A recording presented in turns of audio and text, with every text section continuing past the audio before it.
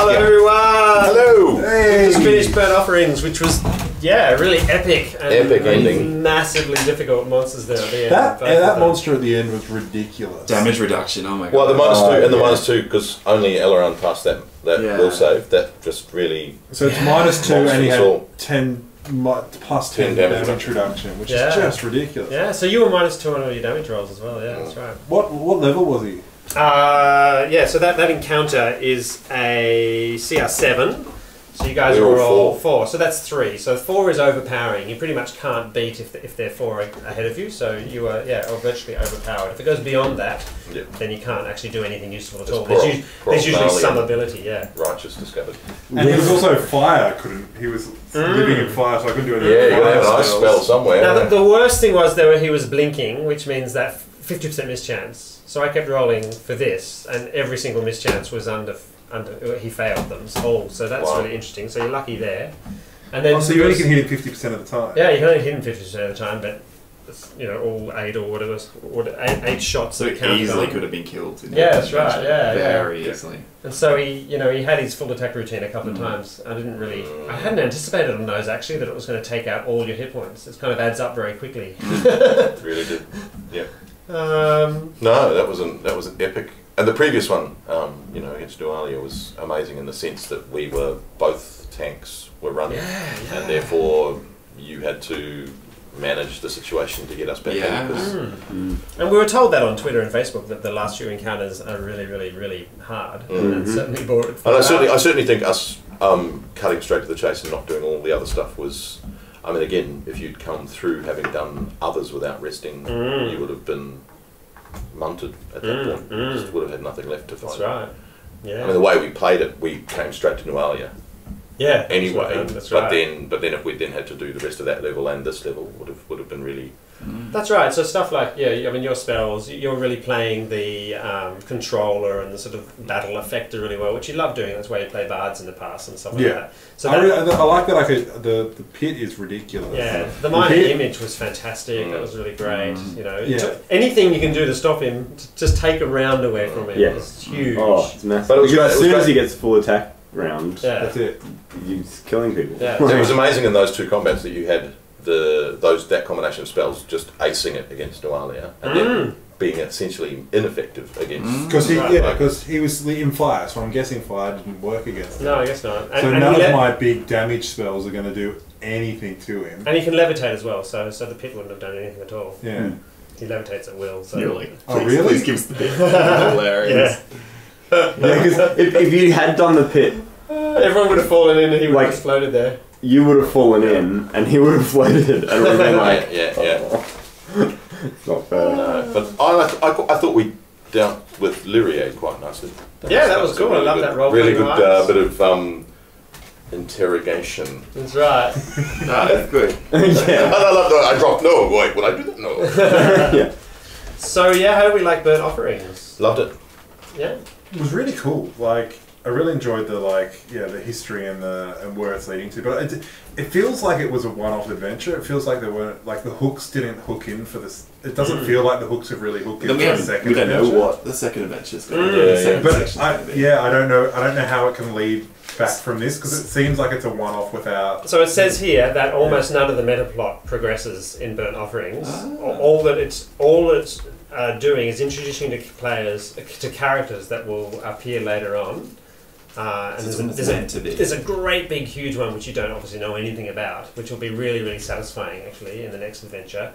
And it's just to make you care about Sandpoint, a bit, so to have your connection. And that's the problem in Carrying Crown. You didn't really ever give a toss about this stupid town full of nasty They people. hated us. That's right, Whereas hopefully at least you've spent it. I mean, normally when you play this, we'd be a bit more luxurious with our interaction with Sandpoint. We continue to return to them. But that's why there's all those bizarre encounters in Sandpoint that we didn't play as many of. Yeah, that's right. I think that is about getting PC's ownership. Yeah. So I mean, then you'd return back to town now, and you'd be Lord of his heroes, and you'd have all that social I don't know. He probably would have stolen all the credit, wouldn't he? Yeah. The hero. Yeah. I think there's a lot of dungeon crawling. I noticed. there seems to be a fair bit certainly of at the end. Certainly at the end. Oh, yeah, there's- and no, and right on the lighthouse glass as well. Yeah. with the Catacombs of Wrath. That's right. Yeah, I'm curious whether the next section has as much dungeon crawl in it, or whether it'll be more topside kind of stuff. Yeah. The next adventure is really very, very different. Indeed. The second part. Yeah, the second part is totally different. Yeah. Well, there's certainly enough interest out there for us to push on and do it. And certainly, I have a great affection for this character, and given that they've almost died now, I'm quite happy that they're not dead. That was so close. But yeah, it feels good. But yeah, once again, there's no meta. It feels like you can kind of just go. There's this rune. We did it. That's right. There's this rune thing. You think you've achieved something. You think you've quelled everything down. Yeah. But There was some discussion of the boss who's not here. Yeah. So there is some idea that there is a bigger, darker force in charge. You have all of Nualia's notes, which is a whole massive page of stuff. So that's information you'll be able to get. Yeah. There's this weird rune. Yeah, kind of. There's something bigger going on. I mean, yeah, obviously you've only started to scratch the surface. It's interesting. You've gone from really pathetic from first level, where you're just totally useless, to actually starting to be reasonably powerful. Well, we're essentially, after all of that, we're able to level to 5th then. Very perhaps, yes. With all that XP. Fireball. Yay! Pretty much what I want. So what about each of your characters? I mean, how have you enjoyed Gilbert as a I really like fighter? Gilbert. Is that right? Yeah, He's a fighter, yeah. Well, today, in that last session we played, he really got to explore... so there are 3 things that I've built him around. One, other than backstory. One was the diehard and the endurance as to take as feats. The second one was standstill, which I got to do earlier. So those, I really like those. And the other thing I really wanted to explore in any kind of character was caltrops. So he's really, in the last combat, in the last session, got to explore using caltrops. They haven't actually worked ever in the way they're kind of like stopping someone charging at me, but they're just such a complication in terms of like, there was a goblin that stood on one. I think that's right. I think one of the strengths of the Pathfinder rules, although they're complicated, is that there's little mechanisms for all these different ways. So you can really express those capabilities, tactically and mathematically. And if we're just mashing the rules and making things up as we go along, that those actual specific abilities to affect the battle are less useful. Whereas really they can have really strong effects. You really feel that obviously if you minus hit points. And obviously Murray wants that aspect because that's what he added to his that's right, exactly. In that aspect, whereas other aspects which we're not that focused on, we can kind of fudge our way through. Yeah, so it's nice to have those more specific focuses. Nathan, wanting fireball? Yeah, no, I feel really cool about my character. I love the control aspect. Grease is amazing. Colorblind is... Color spray. Is like that for a first level spell is like ridiculous. And those kind of 2 controlling aspects, especially from level 1, were really cool. And then ultimately getting create pit and invisibility and all these kind of like controlling the battlefield kind of thing. But then also being able to deal massive damage with flame sphere and burning hands. But I think I was limited because my spells were very fire focused, which I'm designed to be with fire, but it was kind of felt like especially in that last one, I'm like, there's a massive fire pit and he's in the fire pit, and I'm like, oh. He was taking damage from the fire pit, but it has damage reduction. So the fire spell still would have been effective. But I kind of thought maybe he had fire. It's like red fire. I would have versed any dragon but a red dragon. Considering we start with him invisible in a fire, you would have assumed that he's immune to fire. But none of us did any dungeoneering on him, did we?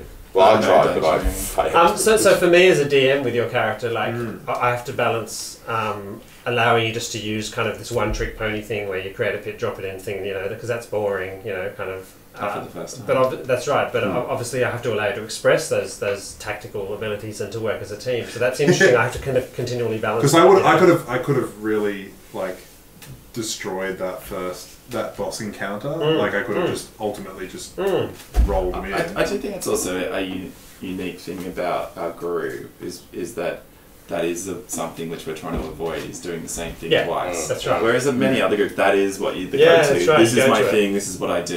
I'm the trip character, so I trip everybody. Whereas and so then the DM to puts you multiple legs. But you're right. And perhaps if we can model something, it's that ability to, we're careful to allow people to express what they want to and to explore what they want to technically and mechanically as well. And I think that's really important when you're telling stories, because it's boring. You might win each encounter quickly, but it certainly doesn't help the dungeon master have fun, the games master, if you just destroy his encounters. It also keeps you on your taste, because we're doing something different every time. And the thing is, but the problem is when you have like a wizard or something, especially at low level, I have so limited spells. Yeah, that's right. So it's not like I could, that may be my one trick pony, but it's kind of like, I've got 8 spells and Yeah, but we're all dealing with the fact that we don't have many options. So and then the environment comes into play in a big way then, or intimidating, or talking, or finding another way around it. Yeah. And I mean, the way character creation is designed is you choose pathway, that's right. and that way you're always going to come across an encounter. I mean, power attack, when you're suffering such minuses against that last combat, you're like, I'm not going to take -5 on my attack roll to get my power attack. That's I just turned that straight off. So I had a +1 down. We were whittling. Yeah, it's so funny how we whittled a lot. The energy blasts were, it's like, as effective. Which brings us to Alaran, who really suffered badly in that last encounter. Obviously. Basically useless apart from cure light wounds, that's right. which is not particularly well, not useless at all, because cure light wounds saved us. That's right. Well, that Cheryl, whatever that Shillelagh. doesn't that make your staff magical? Yeah, it does, but I had already taken wolf forms. I could have changed back and Shillelagh my staff, would have taken that in 2 rounds. It's cost 2 rounds, and is it worth it? Which I mean, a lot of playing a druid, it seems, is about those choices. The setup, Well, I think you're also the most combat druid I've ever sort of encountered. Yeah. So I mean, the way that I've been, like, the path that I've taken with it is that whole wolf thing, and wolves are very much combat. Absolutely. Like, that's negotiate. Like a wolf is all about intimidating. Do you know what I thought the funny thing was? Well, that was the most buff prep we ever did for a combat, and we backfired. Pretty much just completely stuffed. You're invisible, so I just attack anyway. I mean, the bull strength on us both was really effective, but everything else Buffy wise was like, that was a complete waste of time. The summon creature is obviously always an opportunity as a GM to display the ability of a monster to destroy. Just to destroy someone completely, and I missed that just because you guys were tricky, and that's great. But you should always take that as a GM as the opportunity to complete to do 40 hit points damage against the guy in the red coat. This could be you, by the way. Red shirt. I like the poison frog was genius. I love the poison frog. Yes. Except the fortitude, you're like 17. But that's great. I mean, that's wonderful. But again, it was to take it out of the combat. That poison frog absorbed 2 rounds. I know. It could have killed either of us again. That's right. Or any of us. And it also added spice. It really did add spice to the encounter. It gave us something more, because I mean, it's an empty room with a little fire thing that we couldn't use because he was immune to fire. So we thought.